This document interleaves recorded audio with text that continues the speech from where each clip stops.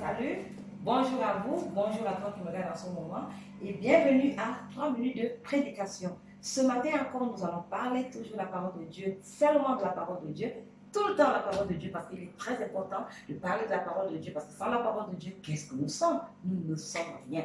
Alors ce matin, je vais parler de quelque chose qui a toujours eu à m'intriguer, qui certainement aussi vous intrigue. Il s'agit de donner sa vie à Jésus. Beaucoup de personnes disent, j'ai donné ma vie à Jésus, depuis que j'ai donné ma vie à Jésus, j'ai changé, je suis ci, ça, patati, patata. Est-ce que vraiment l'on peut donner sa vie à Jésus?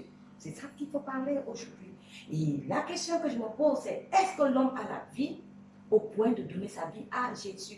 Dans le livre de Genèse chapitre 2, le verset 17, la Bible dit, si tu manges de la connaissance du bien et du mal, tu mourras. Voici le commandement que Dieu a donné à l'homme. Et lorsque l'homme a mangé l'arbre de la connaissance du bien et du mal, il est mort. Nous sommes morts en Adam. Lorsqu'on entre dans le livre de Romains, chapitre 5, le verset 12, la Bible dit que par un seul homme, le péché est entré dans le monde et par le péché la mort, et qu'ainsi la mort s'est étendue sur tous les hommes parce que tous ont péché. Nous sommes tous morts en Adam. Nous sommes tous morts, n'est-ce pas? Et parce que nous sommes morts, nous n'avons pas de vie à donner à Jésus-Christ afin de commencer la marche avec Dieu ou alors commencer la marche chrétienne.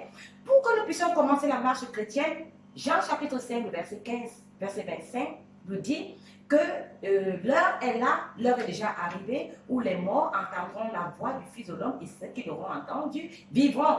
Jean chapitre 5, verset 25. Alors, si les morts entendent la voix du Fils de l'homme, pourquoi faut-il que les morts entendent? Parce que Dieu sait que nous sommes morts en Adam et on a besoin de la vie. Alors, la chose se passe de cette manière. C'est Dieu qui a envoyé son Fils Jésus-Christ pour nous donner sa vie. Dans le livre de Jean chapitre 10, les versets 11, les versets 15 et les versets 17, Jésus-Christ dit là-bas qu'il nous a donné sa vie.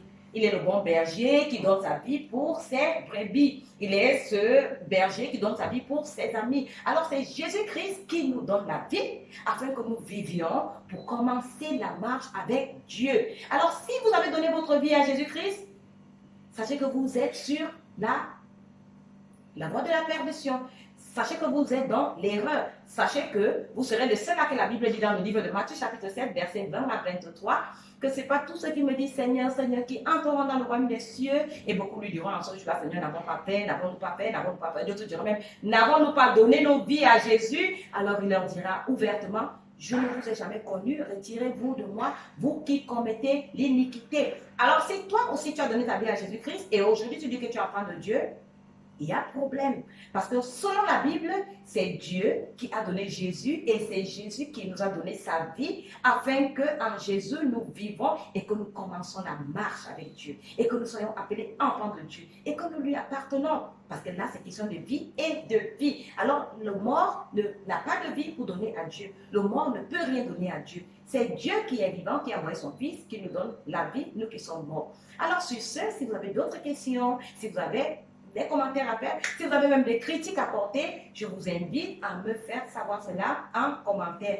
Et sur ce, je vous dis au revoir et à prochainement pour une autre vidéo de 3 minutes de prédication. Merci.